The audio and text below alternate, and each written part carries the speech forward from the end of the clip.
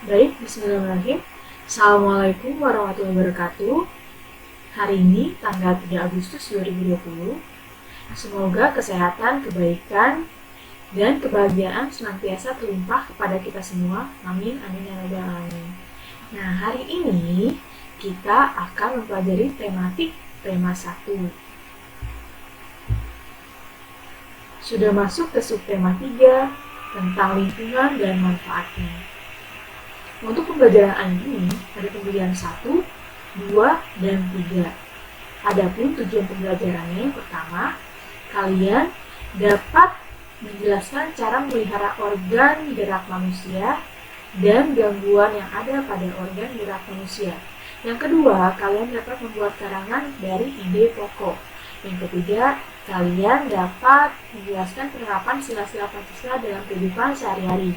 Yang keempat, kalian dapat menggambarkan komik berdasarkan bacaan.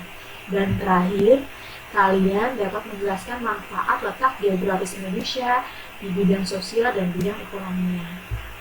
Nah, bagaimana sih cara memelihara kesehatan organ gerak manusia? Ada 5. Yang pertama, duduklah dengan posisi yang tegak.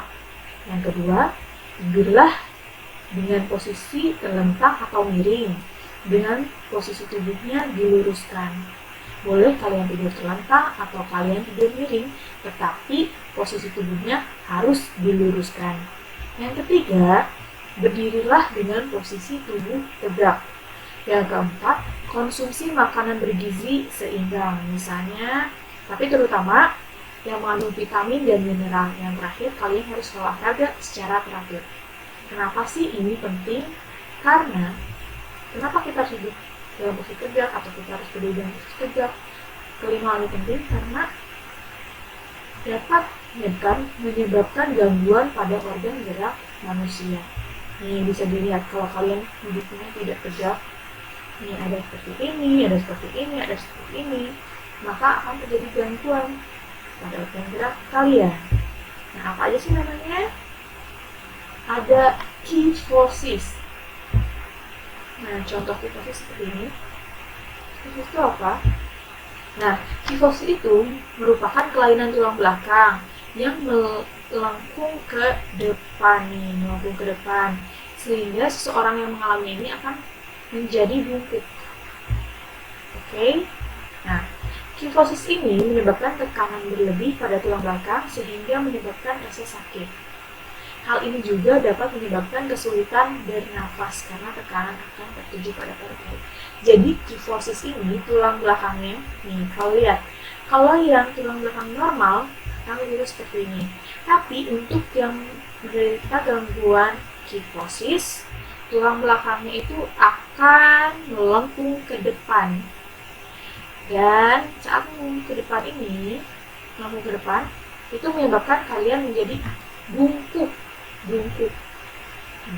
Biasanya ini akan sakit dan juga kalian akan kesulitan bernafas.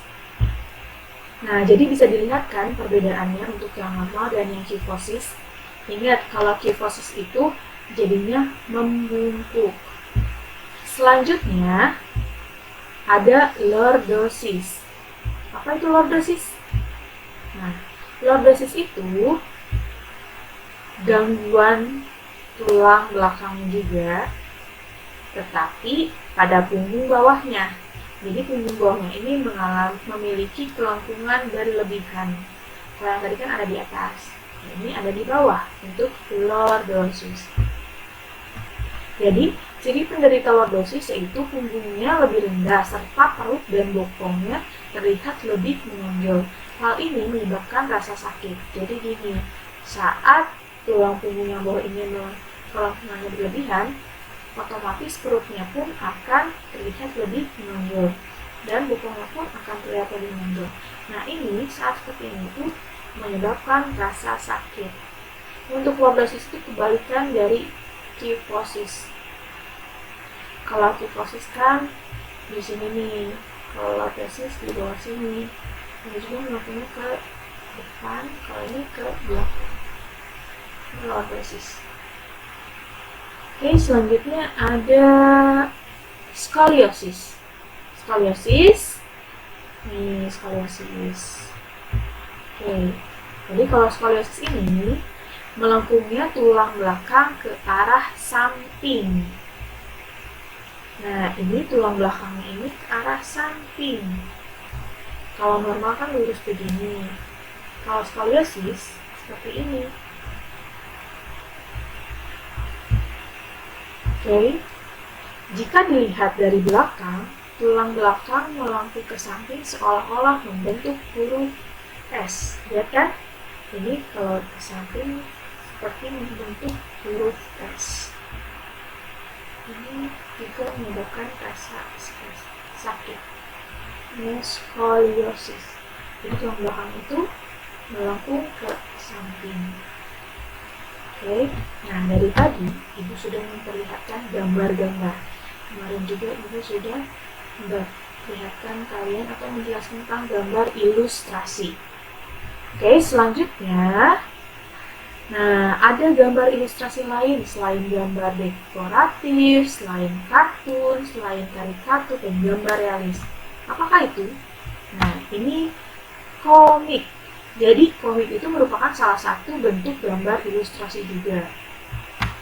Nih, contoh komik. Temanya tentang belajar. Nih, gambar pertama dari sini, kedua dari sini, ketiga ke sini, dan keempat ke sini. Ini tentang belajar. Ada tokohnya Ayah dan Alifa. Ayahnya dan Alifa. Tapi di sini Alifa memanggilnya dengan sebutan Papa. Oke, kamu lihat ya. Pertama Alifa ini terlihat kepusingan. Lalu papahnya nyamperin Alifa, bertanya, "Kenapa, Pak?" Kata Alifa, susah banget. Alifa nggak ngerti. Tugasnya susah banget, Pak. Alifa males ngerjainnya. Lalu kata papahnya, "Wah, jangan malas dong. Rajin belajar itu bisa memudahkan jalan kita ke surga loh. Coba sini Pak bantu Alifa belajar." Terus kata Alifa, "Iya Pak, tolong ajarin Alifa ya." Nah, di sini kita diajarkan bahwa barang siapa berjalan untuk menuntut ilmu, maka Allah akan memudahkan baginya jalan ke surga. Nah, saat ini kalian sedang belajar, maka insya Allah akan memudahkan jalan kalian menuju pintu surga. Oke, jadi komik itu apa?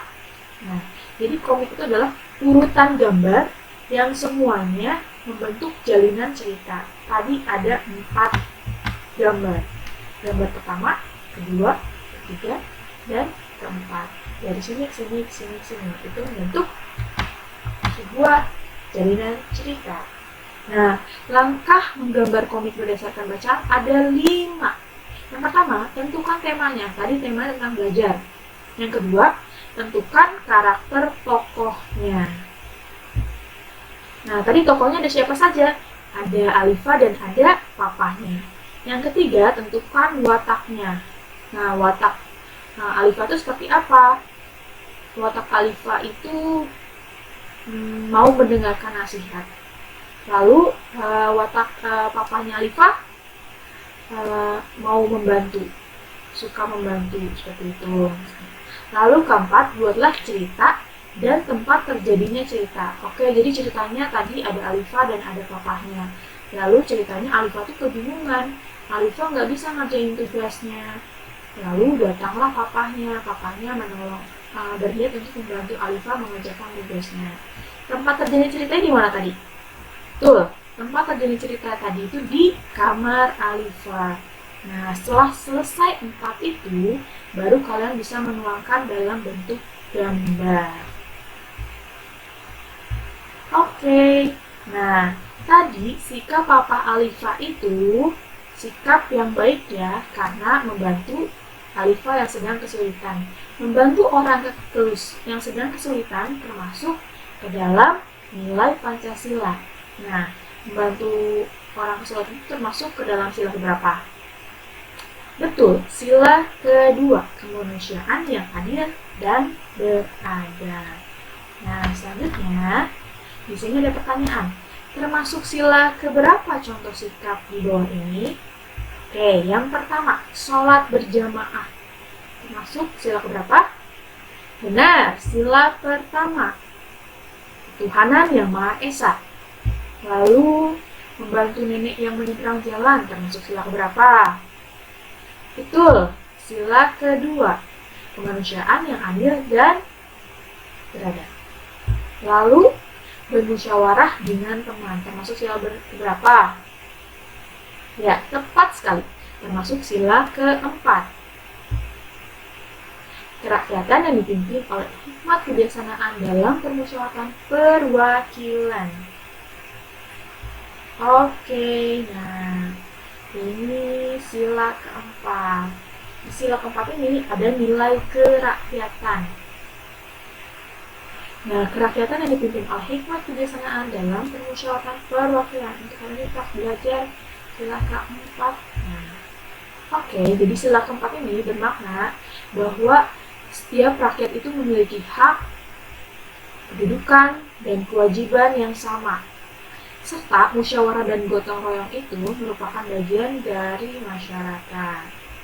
Nah, musyawarah itu dilakukan untuk mencapai kesepakatan dalam suatu keputusan. Nah, jika tidak sepakat, kita dapat melakukan pemungutan suara dan menentukan suara terbanyak sebagai keputusan bersama. Biasanya contoh yang biasa kalian lakukan di kelas itu adalah saat menentukan ketua kelas. Nah, saat menentukan ketua kelas ini, kalian pasti bermusyawarah kan? Siapa nih kira-kira yang cocok untuk jadi ketua kelas? Nah, biasanya, tapi ada beberapa orang yang pasti sekiranya cocok untuk jadi ketua kelas. Nah, contohnya di sini ada Edo, ada Mutia, dan ada Ita. Bagi teman-teman kelasnya ini, baik Ebo, Mutia, dan Ita itu pantas untuk menjadi ketua kelas. Nah, berarti musyawarah itu tidak mencapai kesepakatan kan? Karena mereka belum sepakat siapa yang jadi ketua kelas. Nah, saat tidak terjadi kesepakatan itu, maka kalian dapat melakukan pemungutan suara atau biasa disebut dengan voting. Nah, di sini teman-teman sekelas ini melakukan voting, pemungutan suara. Kira-kira siapa ya yang paling banyak suaranya? Nah, paling banyak suaranya itu merupakan keputusan bersama. Nah, kesepakatan terakhirnya itu. Ternyata di sini yang mendapatkan suara terbanyak itu adalah Mutia. Maka kesepakatannya Mutia menjadi ketua kelas. Karena suara terbanyak itu diambil sebagai keputusan bersama, seperti itu. Oke, tadi kita sudah belajar tentang Pancasila yang merupakan dasar negara Indonesia. Kemarin juga kita sudah belajar tentang letak geografis Indonesia. Sekarang kita masuk ke manfaat letak geografis Indonesia di bidang sosial dan bidang ekonominya.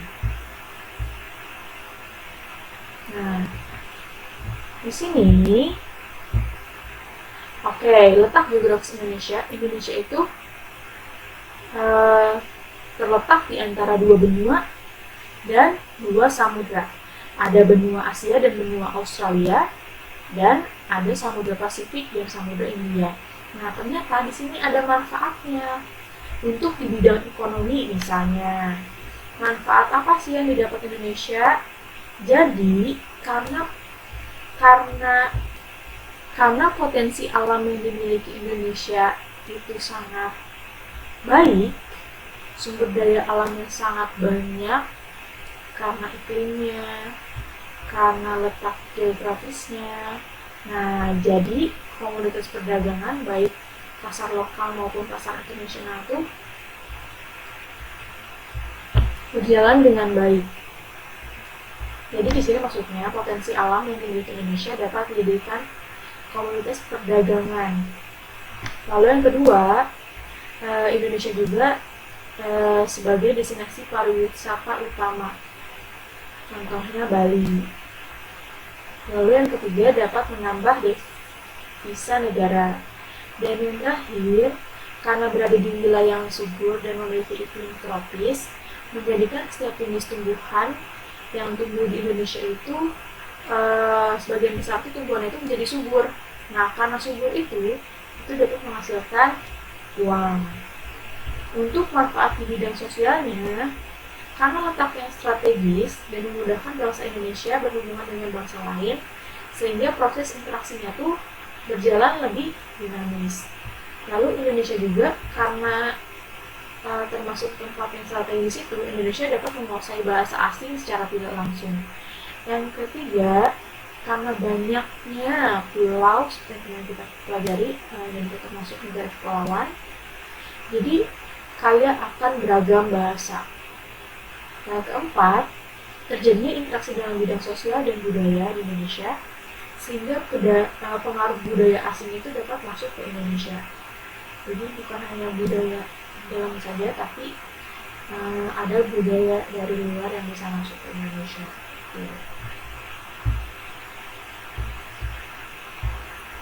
Selanjutnya, membuat karangan berdasarkan ide pokok. Sebelumnya kita sudah mencoba mencari ide pokok. Sekarang kita membuat karangan dari ide pokoknya. Contohnya, yang pertama adalah ide pokok paragraf pertama itu manfaat olahraga. Yang kedua, contoh-contoh kegiatan olahraga. Nah, di sini kita akan buat paragraf tentang manfaat olahraga. Oke, di sini kalimat utamanya, olahraga memiliki banyak sekali manfaat. Nah, jadi saat kalimat utama ini, kalian belum pasti nih, manfaat olahraga itu apa? Lalu dikasih tahu aja kalau olahraga itu bermanfaat, tapi belum dijelaskan.